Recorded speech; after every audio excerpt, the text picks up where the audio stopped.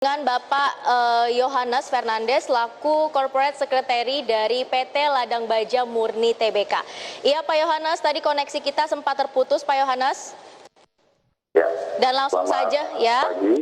Ya, dan mungkin langsung saja kita mulai talk show kita ya Pak ya, di mana mungkin pertanyaannya ini lebih dari sisi makronya terlebih dahulu terkait dengan industri baja begitu Pak. Nah, sebenarnya bagaimana sih Pak dinamika dan perkembangan perusahaan sebagai distributor dan juga produsen baja saat ini Pak di tengah pandemi COVID-19? Baik, tentu dalam industri baja kita lihat dalam beberapa tahun terakhir itu terus mengalami pertumbuhan. Pertumbuhan ini memang dikarenakan dukungan support dari pemerintah yang mendatangkan investor, membangun pabrik dan membangun industri di dalam negeri. Sehingga pertumbuhan penggunaan baja kita ini saat ini mencapai 20 juta ton per tahun saat ini kira-kira. Target ke depan bisa mencapai dalam waktu 3 tahun 25 juta ton per tahun, di mana pertumbuhan itu juga selaras dengan special steel yang menjadi spesialisasi dari perusahaan kami ini. Kami bergerak di bidang baja yang memang memiliki market yang tidak besar, tetapi memang dibutuhkan di Indonesia. Karena baja-baja yang kami gunakan ini tidak dapat diproduksi di Indonesia, sehingga belum ada produsen satupun yang dapat memproduksi baja yang kita gunakan ini di dalam negeri. Nah, kalau kita lihat pertumbuhan ini tetap akan selaras bertumbuh terus. Kalau kita melihat sendiri sebagai distributor dan produsen baja, Ladang Baja Murni ini, selama 30 tahun memang terus bertumbuh. Hanya pada tahun 2019, di mana adanya peraturan PKDN, komponen barang jadi harus dalam negeri, itu memang menjadi hambatan kami dari sisi produksi. Tetapi untuk distribusi baja tetap berjalan seperti biasa karena memang baja kita ini dapat izin impor berjalan dengan baik. Baik Pak, jadi memang saat ini untuk industri baja sendiri juga sudah mulai mengalami pertumbuhan. Tapi berdasarkan data yang saya dapatkan ini Pak, di tahun 2020 jika kita bicara terkait dengan impor baja begitu ya, ternyata nilai impor baja di tahun 2020 juga sudah mulai menurun sekitar 36%. Nah ini menurunnya ini memang karena industri baja nasional ini telah bangkit atau permintaan dari dalam negerinya yang memang menurun Pak? Justru penurunan ini kalau kami ini memiliki beberapa sektor bisnis di perusahaan kami ini, ada beberapa lini bisnis baja yang kita memang special steel. Itu kalau kita lihat apa yang terjadi penurunan itu karena adanya pengurangan dan birokrasi dalam izin impor baja itu sendiri. Meskipun kita tahu bahwa baja yang kami pakai ini lain dari baja yang dipakai pada umumnya untuk pembangunan, untuk konstruksi.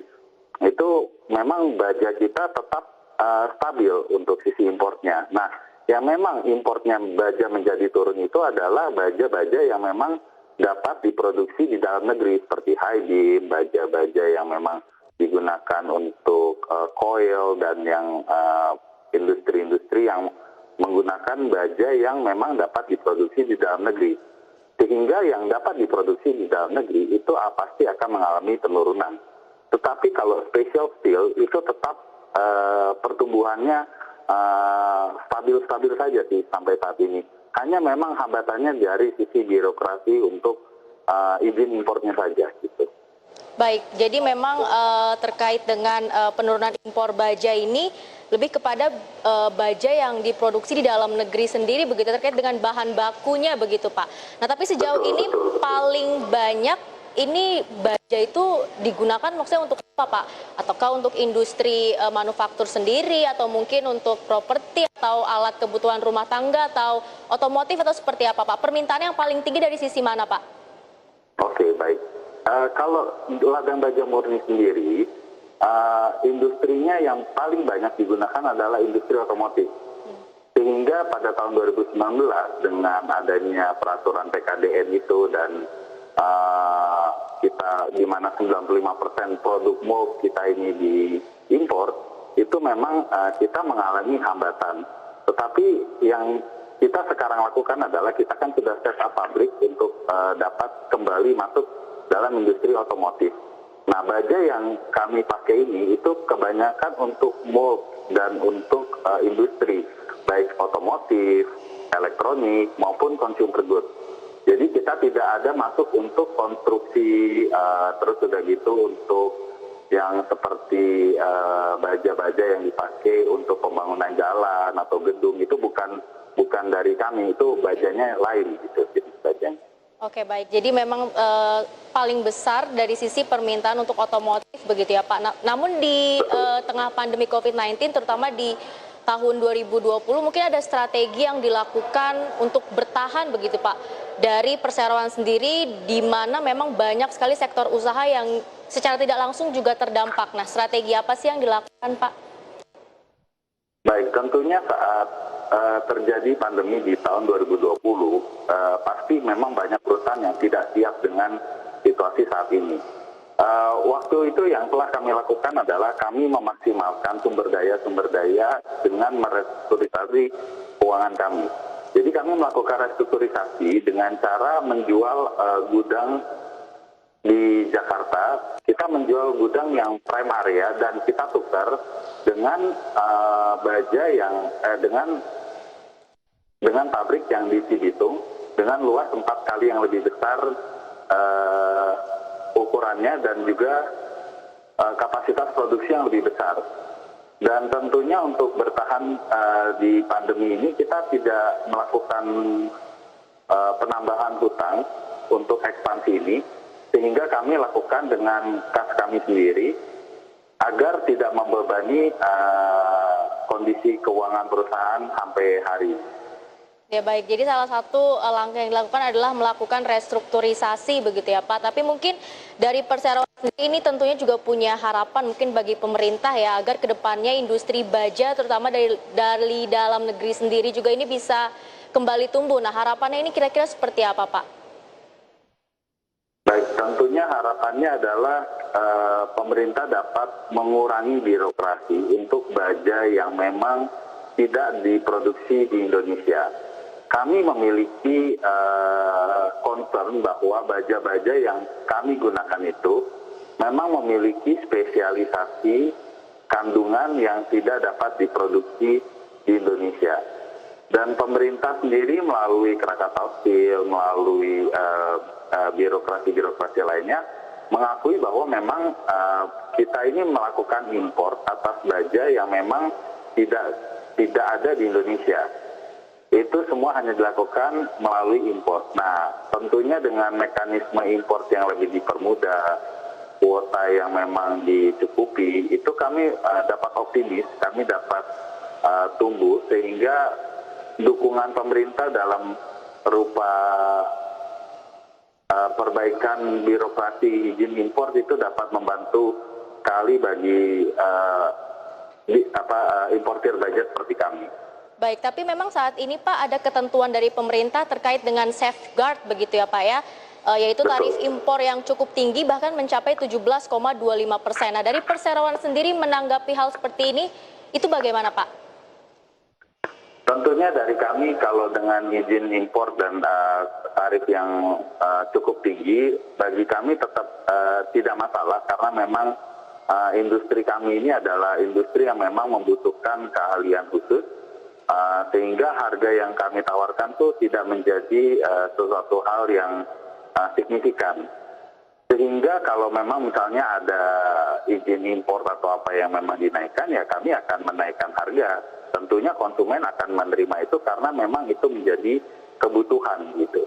Dan kami tetap optimis dapat bersaing karena apabila pemerintah tetap memberlakukan tarif pajak tersebut pada industri kita, ya pesaing juga pasti akan melakukan hal yang sama dan akan mengalami hal yang sama dengan kenaikan tarif tersebut gitu. Ya, tapi Pak mungkin kita saya rangkum sedikit begitu ya, terkait dengan pertumbuhan dari industri baja yang tadi Bapak sudah sebutkan mencapai 20 juta ton di dalam 1 tahun begitu ya. Nah, kemudian akhirnya perseroan sendiri melakukan aksi korporasi IPO dan mungkin dari dana segar yang diraih itu akan digunakan untuk apa Pak? Dan harapan ke depannya juga akan seperti apa Pak dari perseroan sendiri?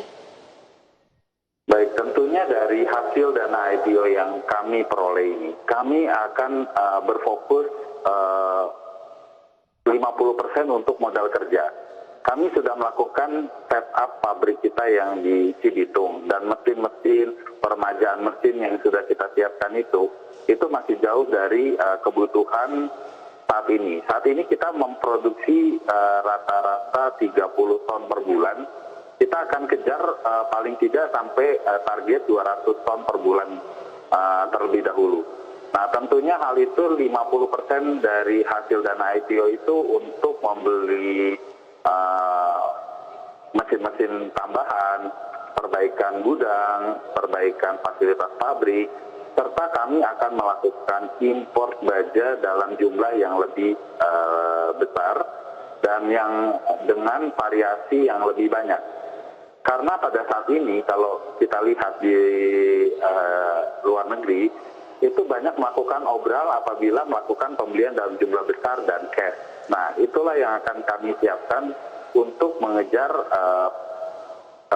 ketersediaan bahan baku yang cukup untuk dijalankan pada semester 2 tahun 2021 ini. Kemudian 30% kami akan lakukan penambahan core bisnis baru, di mana saat ini kita mempersiapkan untuk masuk dalam bisnis plastik injection mold. Sehingga ke depannya Ladang Baja Murni dapat menjadi one-stop service untuk mold dari produksi hingga pengetesan semua dilakukan di Ladang Baja Murni. Dan 20% lainnya kami cadangkan untuk biaya operasional, di mana biaya operasional tersebut itu untuk memaksimalkan servis kami kepada konsumen-konsumen kami. Baik, jadi memang dana yang diraih dari aksi korporasi berupa IPO ini akan digunakan untuk ekspansi begitu ya Pak, dan keberlangsungan bisnis ke depannya. Tapi sebenarnya mengapa perseroan ini memilih IPO, ya, melihat IPO ini sebagai sebuah mekanisme pendanaan yang cukup menarik Pak?